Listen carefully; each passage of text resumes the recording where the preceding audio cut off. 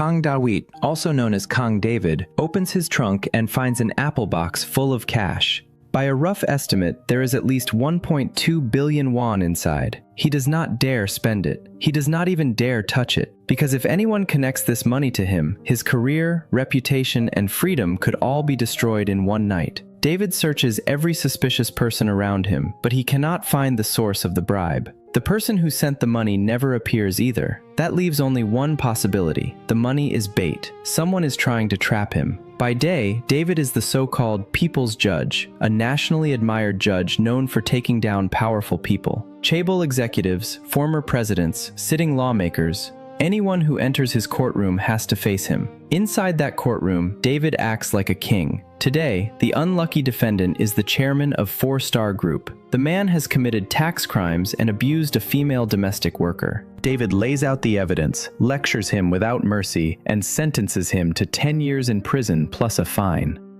To prevent the chairman from fleeing, David orders him detained immediately. He even adds, with fake kindness, that the man may notify his spouse. The public loves this version of David, but the truth is uglier. David's fearless image is also a performance. At night, he lowers his head in front of political power brokers, all because he wants to rise faster. Some of his harsh courtroom scenes are only the first act. By the second appeal, powerful people can arrange a lighter result. David gets public fame, private connections, and extra income. All of this matters because the judiciary is approaching its internal election cycle. Every 3 years, the courts recommend outstanding judges for a limited number of spots, and one of them may eventually become a Supreme Court justice. Usually, Supreme Court nominees are over 50. If David is chosen while still young, it will become a legendary success story. Then one day, his assistant tells him that an elementary school classmate called. The name left on the note is Kim Jo-sik, but David does not remember him at all. The caller said David would know him by an old childhood nickname. That night, David meets the man. He does not truly care about the reunion, but refusing to meet an old classmate would damage his image. Over dinner, they talk about childhood memories. Jo-sik asks David to sign 100 autographs so he can show them off back home. They drink too much. Before leaving, David calls a driver. Jo-sik tells him they should keep in touch and that David should not forget old friends just because he became successful. David falls asleep in the car. The next morning, he arrives at the courthouse, opens his trunk, and sees the apple box. Through the gap, he sees cash. He slams the trunk shut. If reporters see this in front of the court, his life is over. He shakes off the journalists waiting outside and drives to an empty parking lot to think. In Korea, a briefcase full of 50,000 won bills can hold around 300 million won. A ramen box can hold around 600 million. An apple box can hold around 1.2 billion. For a public official, taking more than 1 billion won in bribes can mean at least 10 years in prison and possibly life. David hopes he misread the situation, but when he checks again, it is still money. He calls Jo-sik and carefully asks whether he left anything in David's car or has any favor to request. Jo-sik says he forgot nothing. The only thing he wants is David's autograph. David then asks the restaurant and the driver from the night before, but no one noticed anything strange. Back at his office, David reviews the situation and reports the money to his superior, suggesting they call the police.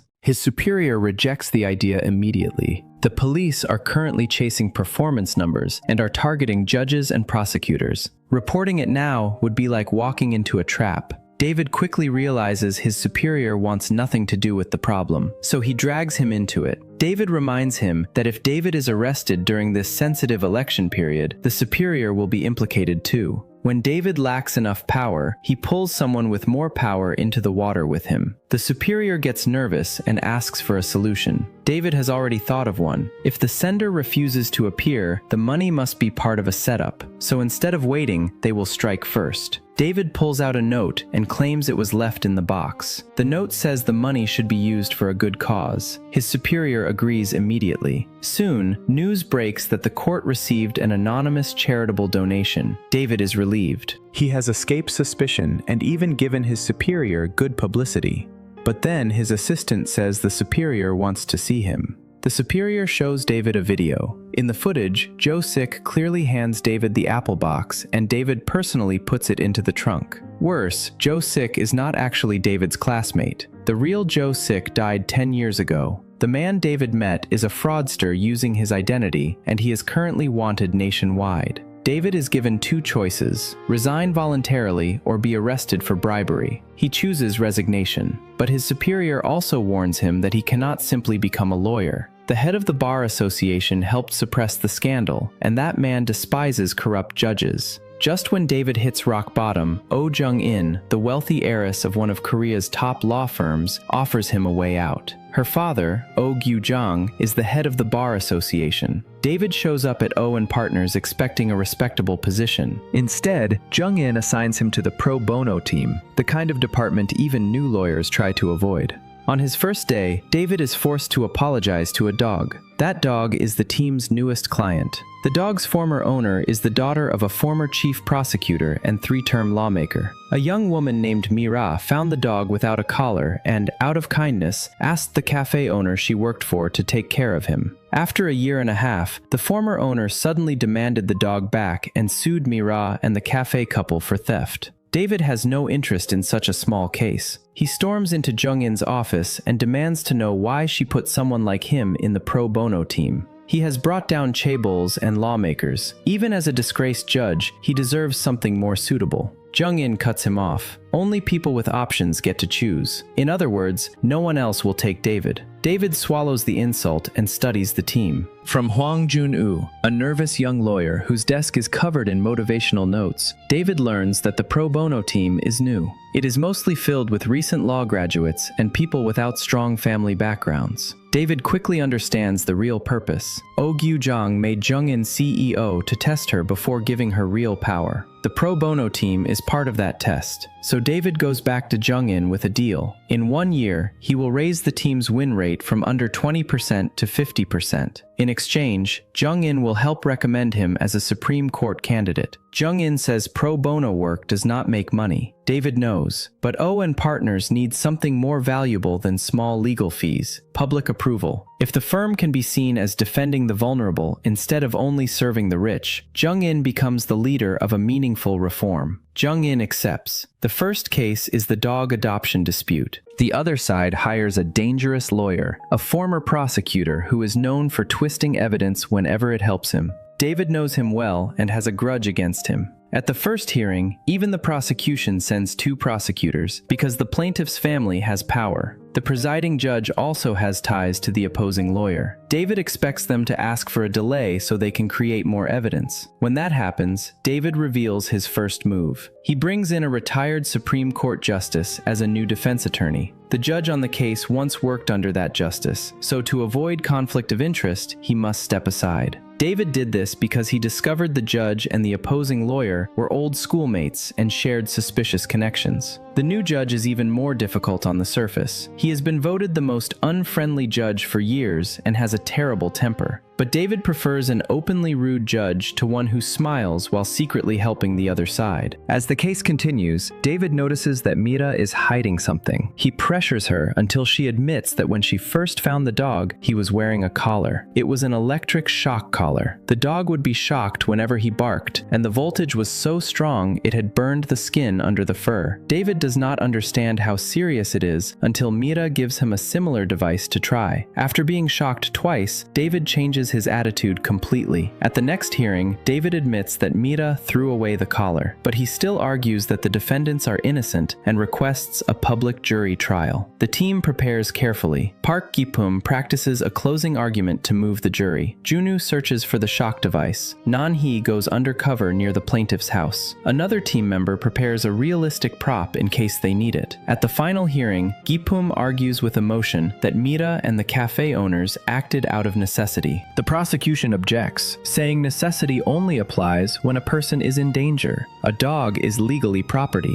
Mira insists animals are living beings, not objects. Then the plaintiff's lawyer attacks. If the shock collar existed, where is it? And has the law recognizing animals as more than property actually passed? The jury begins to waver. Junwoo arrives too late and has not found the real collar. David has to use his last move. He calls the dog into court as exhibit number 12. David gives the plaintiff a bottle of water and asks her to look carefully at the dog. She suddenly asks for a break, claiming she feels unwell. In the restroom, she calls her powerful father. David's water bottle had a note telling her to contact him. Her father scolds her, warning that if the public learns a lawmaker's daughter abused an animal, his political career may be damaged. So when she returns to the stand, she says the dog is not hers. The defendants are found not guilty. On the ride back, Jung-in is pleased, but the camera reveals something chilling. Her driver is the same fraudster who ruined David's career.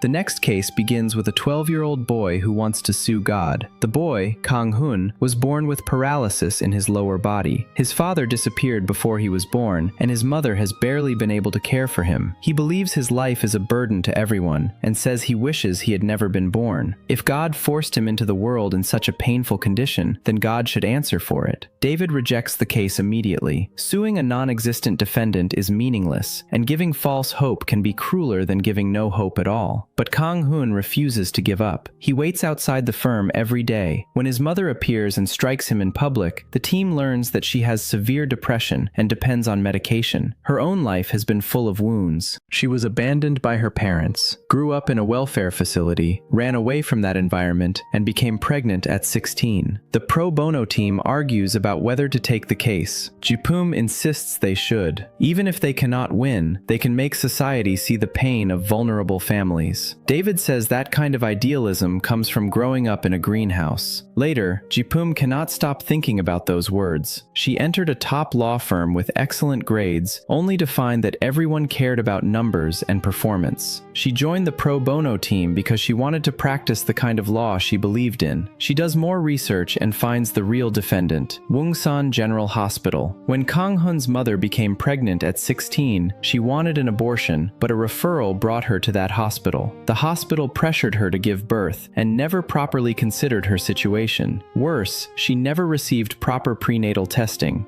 Kang-hun's disability may have been caused by drinking and malnutrition during pregnancy. A basic checkup might have revealed the danger earlier. David, despite rejecting the case, secretly starts researching too. At trial, the judge is blind. The team thinks he may sympathize with vulnerable people, but the opposite is true. Because he is one of the few disabled judges, he is even more determined to remain absolutely neutral. The problem is evidence. More than 10 years have passed, and the hospital records have been destroyed. David finds another angle. Why would a chaebol-owned hospital pressure pregnant women to give birth instead of focusing on profit? He requests data on abortions performed by the hospital over the past 10 years. The result is shocking. Compared to hospitals of similar size, Wongsan's abortion numbers are 91% lower. Further investigation shows that the hospital chairman is a major sponsor of an anti-abortion organization. After his son died, he joined a religious group and became one of its biggest supporters. But the evidence is still indirect. It does not prove the hospital denied care because of the chairman's beliefs. The judge rules against Kang-hun. The court says all lives are equal, and no one has the right to declare that a life itself is a legal damage. Afterward, the team goes to Gipum's family's cake shop. There, David discovers that Gipum's parents are both deaf, and that they once carried massive debt after guaranteeing someone else's loan. David, who mocked Gipum as sheltered, is ashamed. The case also strengthens the team's resolve. They decide to appeal. After the first ruling, Kang-hun's mother gets drunk and loses control. The lawyer's words keep echoing in her head. Was she the one who failed her son? Does Kang-hun secretly resent her too? She remembers seeing adoption searches on his phone and thinks of her own childhood when her mother abandoned her. Her mind collapses under guilt and fear. On a bridge, a public phone suddenly rings. She answers, thinking for one impossible second that maybe her own mother has finally come back. Instead, Kang-hun is on the line, crying. Mother and son hold each other and weep.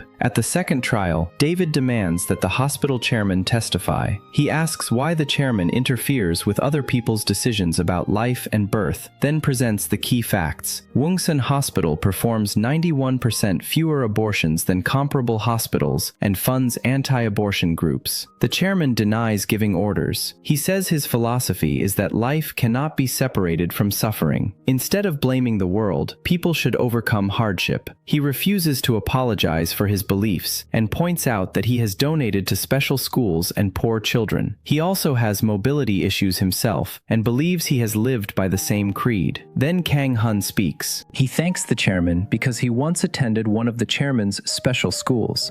At first, the other students treated him well, but after a misunderstanding, he became isolated. He says he knows it was not entirely their fault. He misunderstood his place and forgot his boundaries. Then he asks the chairman a heartbreaking question. If he were not disabled, would all of this have happened? Kang Hun says he has only learned how to give up. Giving up is the only way not to be seen as a burden. He asks the chairman how he can live like everyone else. The chairman looks at him and suddenly mentions Kang Hun's private dreams and hobbies, things Kang Hun never told anyone in real life. Everyone is stunned. The chairman and Kang Hun already know each other. They have been online Go friends for a long time, talking honestly without knowing each other's identity. The chairman only learned through the lawsuit that the boy online was Kang Hun. He admits that after his son died, he shut himself away. He supported the anti-abortion group because it was his son's wish, and he wanted his son to rest peacefully. He never imagined his support would lead to consequences like this, but he also believes even a difficult life can contain meaning. He does not think a child as smart and capable as Kang Hun is a damage to the world. The chairman promises to prove to Kang Hun that the world is still worth expecting something from. Then he pushes Kang Hun's wheelchair toward Kang Hun's mother, turning a strange online bond into something like family. The next case centers on Kaya, a foreign bride who wants to divorce her Korean husband.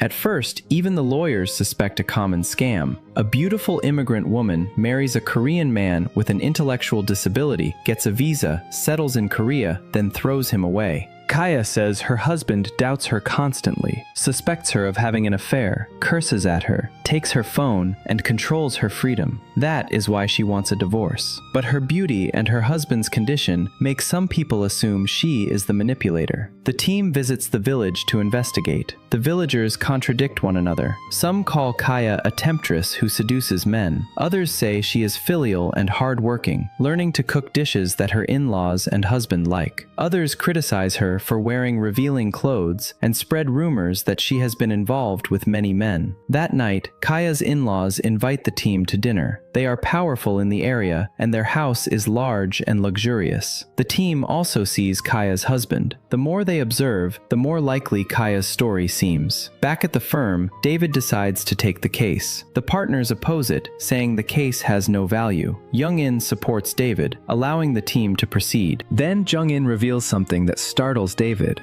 Chipum recently came to her with the old bribery video. Chipum knew David could not have become a pro bono lawyer for no reason and suspected Jung-in knew the truth. Chipum did not want the pro bono team to become David's image laundering machine, but since David was here, she wanted Jung-in to support the team properly so they could help more people. That is why Jung-in backed them. David realizes the video of his supposed bribery is spreading, and this explains why Chipum has been treating him coldly. But the current case comes first. David notices one important detail. Villagers said Kaya used to dress in revealing clothes, but when the team met her, she was covered from neck to wrist despite the summer heat. Something forced her to hide her body. David and Chipum return to the village and urge Kaya to stop hiding the truth. Only then can they help her. At trial, Kaya reveals marks on her neck. The team argues that her husband is delusional, verbally abusive, and dangerous. They seek divorce and bring a witness who saw the husband drinking on the night of the incident. The witness says the husband heard rumors that Kaya had been dancing in revealing clothes, that men were interested in her, and that she went out drinking and singing afterward. He became furious and rushed home. Kaya testifies that her husband came back drunk, tore up the clothes she made herself, took her phone, locked her in the bedroom, shook her violently, and grabbed her neck. But when David prepares to accuse the husband of attempted murder, Kaya resists. She says her husband is a good person. He did not mean to kill her. She only wants a divorce. She does not want him imprisoned. The husband denies choking her and says he only shook her shoulders after hearing she wanted to return to her family. His mother claims Kaya never intended to live properly with them. She says Kaya used the idea of going home only to provoke her son. She also reveals that Kaya had secretly bought contraception even though the family wanted descendants. A village doctor testifies that the husband carried an unconscious Kaya to his clinic after midnight. He was sweating heavily, and Kaya had bruises all over her body. David notices something strange. Kaya's home is 3 kilometers from the clinic. Her husband cannot drive, and there were no taxis in the countryside at that hour. According to the doctor, he carried Kaya all the way. David asks for a closed hearing. The case is not what it seems. The villagers may gossip, but Kaya's husband is known locally as a gentleman. It is unlikely he brutally attacked her. David studies the photos and sees that the neck marks look like they came from a right hand, while the husband writes with his left hand. Also, the emergency contraception was bought the day after the dispute. Kaya wants divorce, yet she still protects her husband. The mother-in-law was away traveling. The truth becomes clear. Investigators later find the father-in-law's DNA on Kaya's belongings, and he is arrested. But the case does not end there. The other side hires a new lawyer and reveals that before marrying her husband, Kaya had given birth to a child in her home country. Kaya's past is devastating. When she was 13, a man from a nearby village kidnapped her, imprisoned her, and abused her for a year. She eventually escaped across the mountains and returned home, thinking her parents would save her. Her father sent her back. He said no one else would marry her now, and he refused to support a damaged daughter. Kaya was forced back into the hands of her abuser. Later, when she became pregnant, she ran home again and begged her parents to let her in. Her mother almost opened the door, but her father stopped her. Seeing Kaya's pregnant belly, he drove her away again. Kaya gave birth alone in a cave.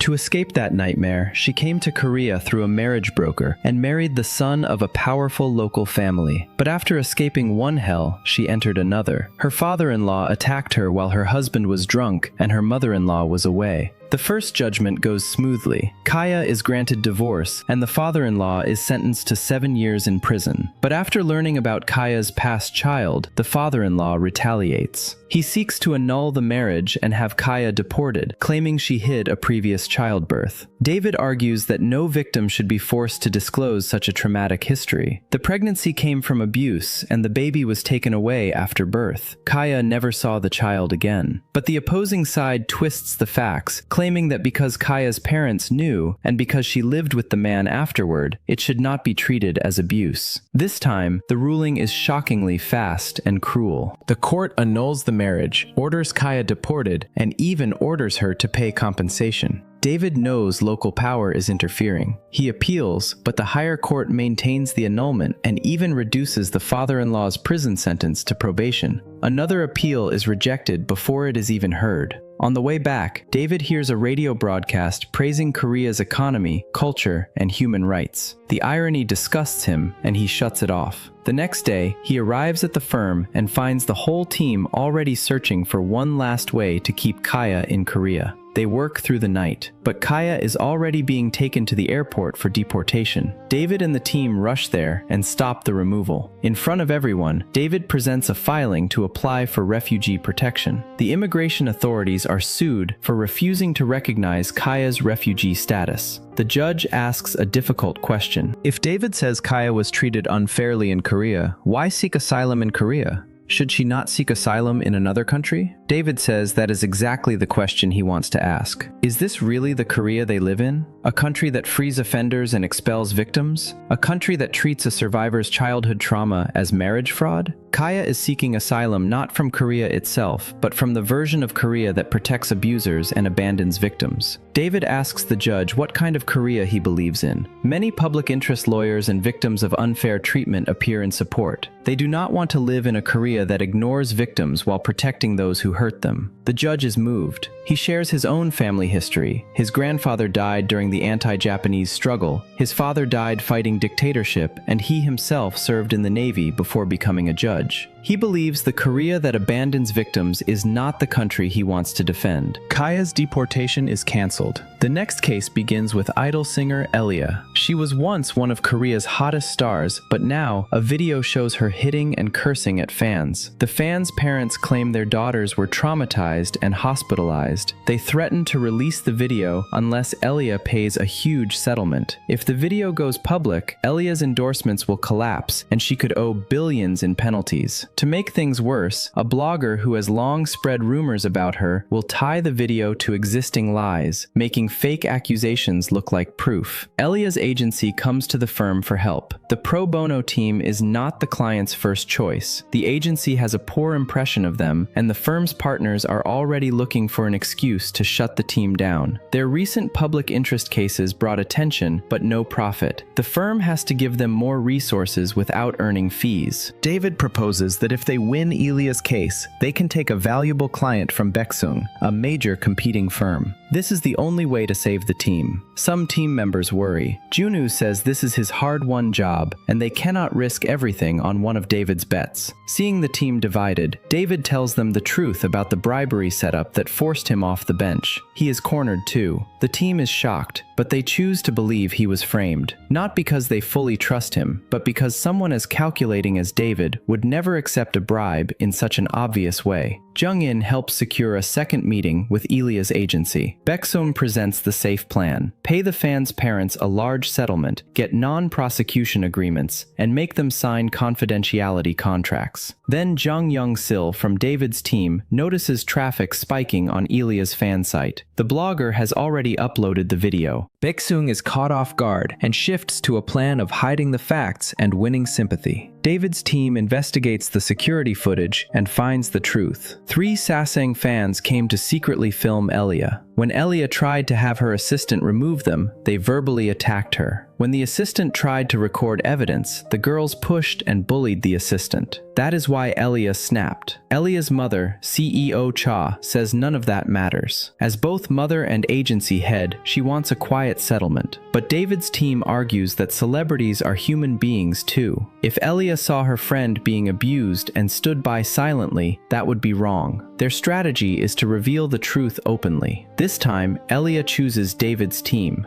David's team first sues the malicious blogger for invasion of privacy and defamation, demanding 100 million won in damages. The blogger acts righteous in court, but the team digs into the abusive comments under the videos. By tracing IP addresses, they discover that hundreds of hateful comments were written by the blogger himself. At the same time, Elia stands in court and sincerely apologizes for losing control. She says she is willing to take responsibility for the harm she caused. During the break, the opposing lawyer warns David to stop. If the fight continues, both sides will be damaged. Then he reveals the deeper secret. Elia's mother, CEO Cha, leaked private information about her own daughter. As Elia's mother, she used her daughter's trust to control her, drain her money, buy real estate, purchase luxury goods, and support younger lovers. Elia has become a living ATM. Whenever Elia wanted to date, her mother even arranged for men to pretend they were already Elia's boyfriend so potential partners would give up. After learning the truth, Elia sues the agency her mother runs, trying to escape her control. In court, David lists nearly 20 abusive clauses from the contract Elia signed as a student. The contract requires unconditional obedience, bans social media, and strictly controls her diet, while the company carries almost no obligations in return. CEO Cha claims everything she did was for her daughter's success. David then follows the money. The agency earned massive profits through Elia and received outside investments, but the funds and Elia's unpaid profits were moved through multiple accounts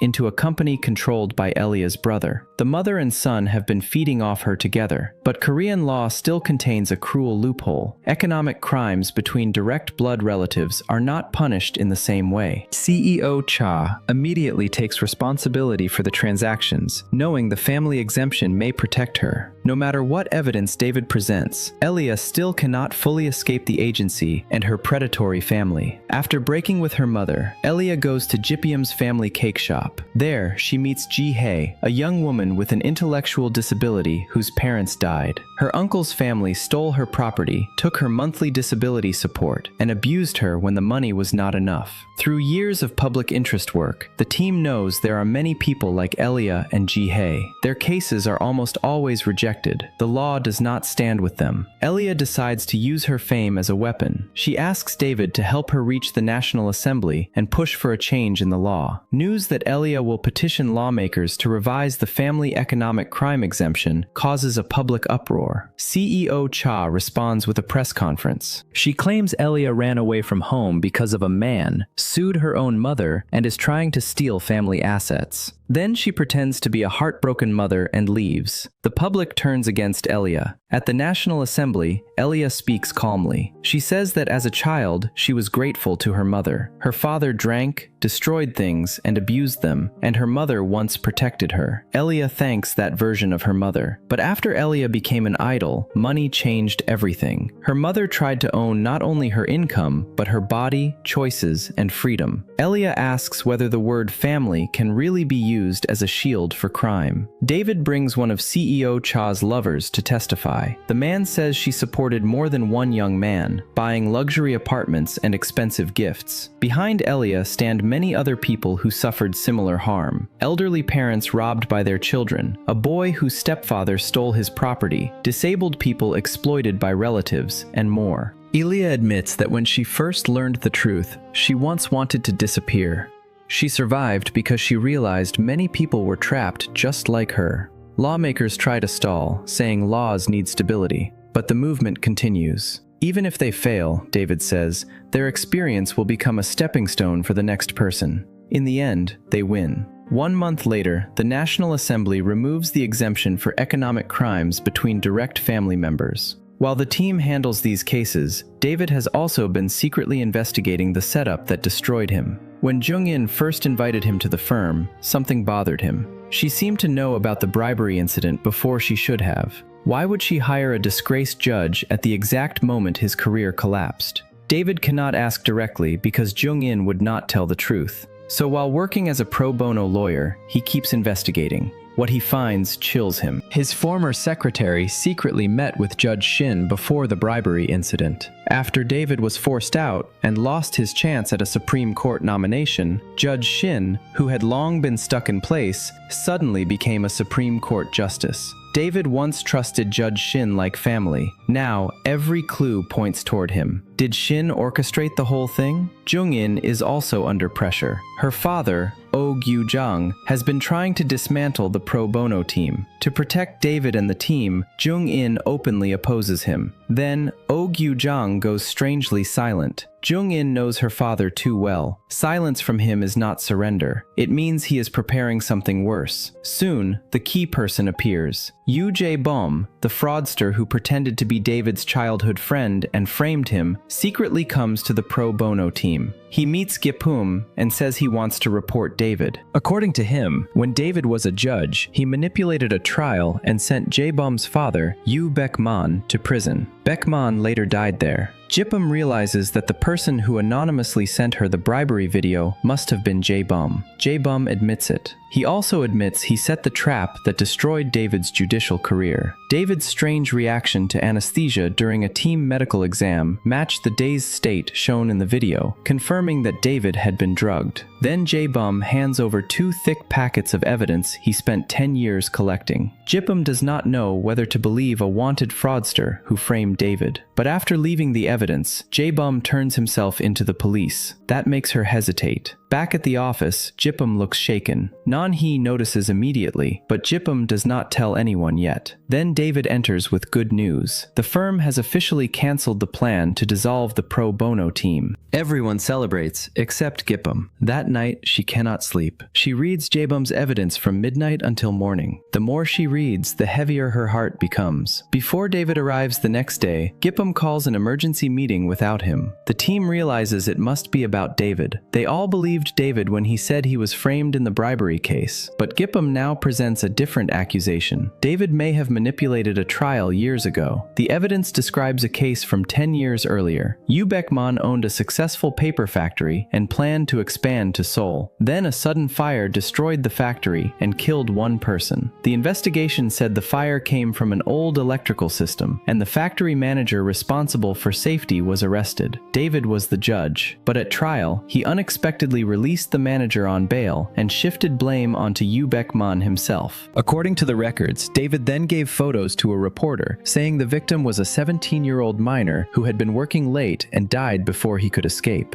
The news enraged the public, and protests exploded. Under public pressure, Beckman was pushed into court. The factory manager and others suddenly changed their testimony and accused Beckman. David sentenced Beckman to 7 years, the harshest punishment possible under the safety law. That case made David famous as a righteous judge. The office goes silent. Nanhee tries to defend him. Maybe Beckman really deserved it. Maybe David pushed the law because the system usually protects the strong. Then Gipham reveals the next part. Beckman died in prison. The factory manager later testified that David forced all the blame onto Beckman and pressured others to give false testimony. That is no longer justice. It looks like trial manipulation. Junwoo turns pale. If David collapses, the entire pro bono team may collapse with him. Then David walks in carrying a new coffee machine, smiling. The smile freezes when he sees the room. On the rooftop, Gipham tells him everything. David first thinks Jae-bom wants them to defend him in his fraud case, but when he hears that Jae-bom accuses him of killing his father through a manipulated verdict, his face changes. When Gipham says the father's name, Yu Beckman, David finally says he remembers him. David denies crossing the line. He says he did only what a judge is supposed to do. Meanwhile, Jung-in confirms her father's plan. She checks recent visitor records at the firm and sees Jae-bom's name. She confronts Oh Gyu-jang, but he only laughs and tells her she has no right to question him. Then he turns on the television. Breaking news reports that a chaebol chairman once sentenced by David has filed for retrial, claiming David manipulated the case. The judge assigned to the retrial is none other than Judge Shin, David's trusted former superior. The partners immediately pressure Jung-in, and she is forced out as the firm's CEO. David visits Jae-bom in prison and exposes how Jae-bom framed him, but without hard proof, it means nothing. When David hears about the retrial and Judge Shin, his suspicion sharpens. He visits Shin at the Supreme Court. During the conversation, David deliberately mentions Jae-bom. Shin's expression barely changes, but David catches a tiny reaction. Then David says Jae-bom turned himself in and will eventually confess. Shin's hand tightens. David realizes Shin did not know Jae-bom had surrendered. If Shin was involved in the bribe setup, Jae-bom's surrender was not part of the plan. There may be an even larger force behind everything. That night, Jung-in meets David at a bar. She tells him she has been removed as CEO. David understands that his scandal dragged her down too. The two of them were once a couple during judicial training, admired by everyone, but their backgrounds were too different, and Oh Gyu-jang looked down on David. Under pressure, Jung-in broke up with him. Back then, she told David that if they were both still unmarried at 40, they should be together again. Today happens to be her 40th birthday, but David is exhausted by conspiracies and unanswered questions. Faced with this delayed confession, he remains silent. The next morning, David meets Gipham alone. He repeats firmly that he did not manipulate the trial. Gipham looks into his eyes and chooses to believe him. She tells him that the team did not want to take this case, but Oh Gyu-jang personally forced them to. If David wants to prove his innocence, he must tell them everything. At noon, David gathers the team and reveals his painful past with Yu Beckman. When David was in high school, his mother worked at Beckman's paper factory. The factory forced long overtime and night shifts, wearing her body down. One day, David came home and found her in agony. A machine had severed one of her hands. Beckman refused to pay compensation. David's family was poor and could not afford a lawyer. From that day on, he decided to give up the normal path, study law by himself, and seek justice for his mother. But in court, he saw Beckman laughing and chatting with the judge. The trial kept getting delayed. David's mother grew weaker and weaker. In the end, the claim was dismissed for lack of evidence. Before she died, his mother told David to become successful so no one could look down on him or hurt him again. Only after she died did Beckman offer a small compensation. David admits he is not perfect, but as a judge, he says, he never crossed the legal line. The team is moved. Then Junwoo notices the fatal issue. If David had such a deep personal grudge against Baekman, why did he not recuse himself from the case? Ki-pyeom also remembers that when she first mentioned Baekman's name, David pretended not to know him. Today, he described a past too painful to forget. The room tightens again. David admits he had another purpose in telling the story. Then he leaves the office with a file. Years earlier, after becoming one of the top candidates in the judiciary, David learned through his connections that the factory connected to his mother's injury had not collapsed. It had grown larger, and Yu Baekman had become a powerful local figure. With David's grades, he could have gone to Seoul and built a bright career. Instead, he asked to be assigned to the region where Baekman's factory was located, but he did not want to become a judge only for revenge. He still remembered why he studied law in the first place, to speak for people like his mother, people who were crushed by money and power. During his time there, David handled many cases for the vulnerable and built his reputation as the people's judge. Then, fate placed Baekman's factory before him again. The factory's old wiring caused a fire, and a 17-year-old student intern died inside. When David saw the familiar factory name in the case file, part of him thought this was not coincidence. It felt like the sky had given him a chance to punish Baekman himself. At trial, David made the shocking decision to release the safety manager and focus the case on Baekman. He also exposed photos of the fire scene to the press. Public anger exploded. Under the pressure of a judge and the public, factory employees changed their statements. David questioned them until he got the answer he needed. Baekman had ordered cost-cutting and ignored proper escape routes. David sentenced Baekman to 7 years, the maximum under the safety law. Baekman later died in prison.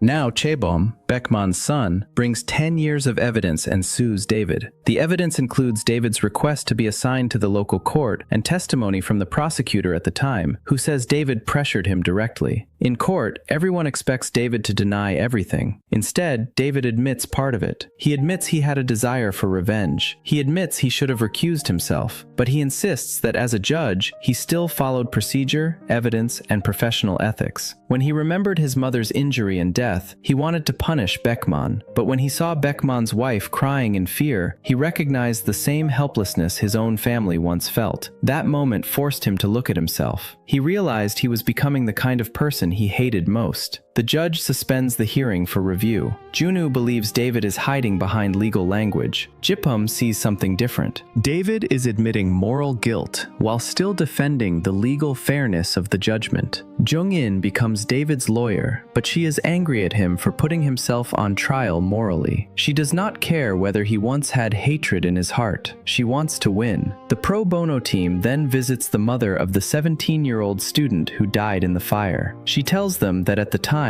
everyone had been bought off. Only David believed her and spoke for her. The photos that people now suspect David leaked as manipulation were real. The truth was even worse than the old trial showed. Baekman hired the student for almost no pay, then accused him of theft and forced him to work without wages. The day of the fire, a door near the boy's escape route was locked. Jipum discovers the key detail. The student had only taken discarded material from the factory, but Baekman treated it as theft and locked the escape door to prevent stealing. That locked door kept the boy from escaping the fire. The truth had been delayed for 10 years. David had been trying to prove what he could within the law. He could not bring the dead boy back, but he used the safety law to sentence Baekman as harshly as possible. In the end, the prosecution withdraws the complaint against David, but the victory does not last. The pro bono team is dissolved again. David is also sued by another Chaebol chairman he once convicted, a man recently declared not guilty in a new trial. The chairman demands 1 billion won for emotional damages. Before the hearing, Oh Gyu-jang offers David the Supreme Court seat he has wanted his whole life. David does not trust the promise. Instead, he asks Gyu-jang to appear in court as a witness, promising he will immediately withdraw him as a witness so the judge can appear neutral. Gyu-jang accepts. In court, David withdraws him as promised. The team does not understand. Did David make a deal and abandon the fight?